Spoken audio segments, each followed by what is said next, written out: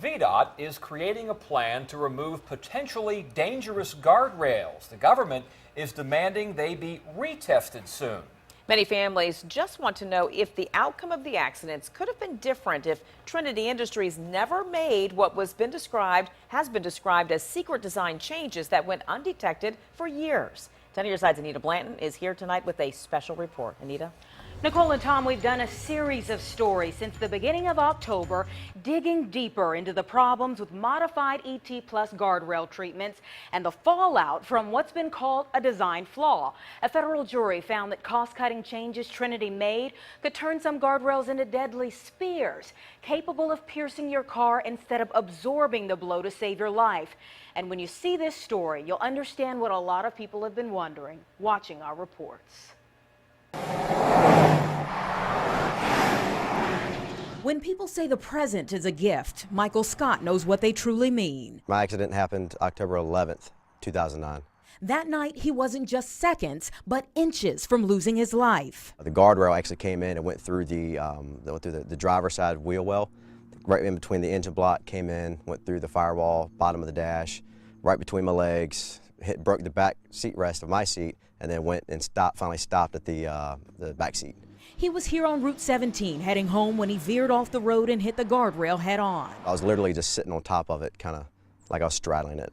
His truck was totaled. He was bruised. By about the third day, my whole leg was just purple, couldn't really walk too well. But he never really wondered why the guardrail did so much damage until he heard our reports of Trinity Industries' allegedly secret design changes to the ET Plus guardrail end treatments that a Virginia man argued in court could be dangerous, even deadly upon impact. Those modifications were made in 2005, 4 years before Michael's accident, and things really hit home when he heard VDOT admit that unbeknownst to them, the modified, unapproved ET Plus guardrail treatment had been installed on our roads. VDOT says they didn't find out about Trinity's design changes until 2013.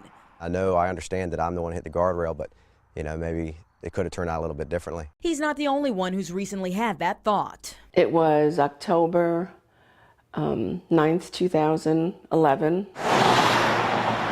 2 years after Michael's near-deadly accident in Suffolk, Adam Coster died here along I-64 heading home to Hampton. He hit a guardrail and he died at the scene.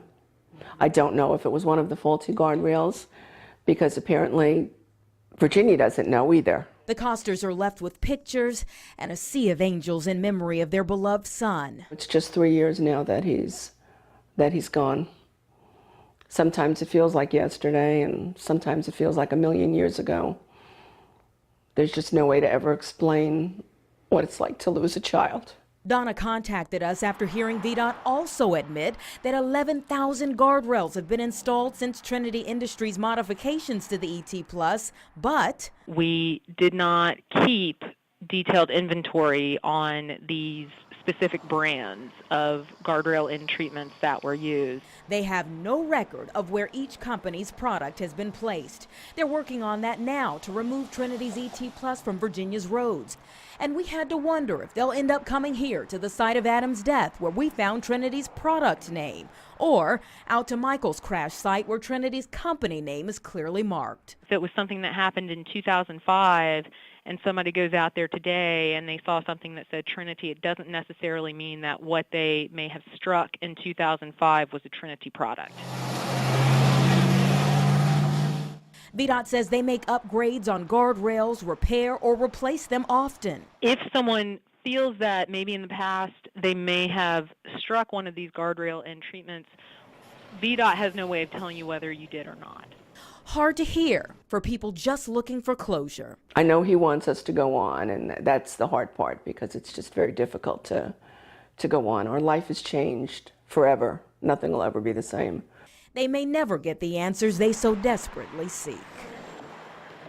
Because of the things I noted, it could be very difficult to prove the modified ET Plus was there when an accident happened before now. However, if you've had a recent accident where you made impact with the guardrail end treatment, which is the part where the guardrail begins, or if anything like that ever happens in the future, call VDOT's customer service line at 1-800-4ROAD, which is 367-7623.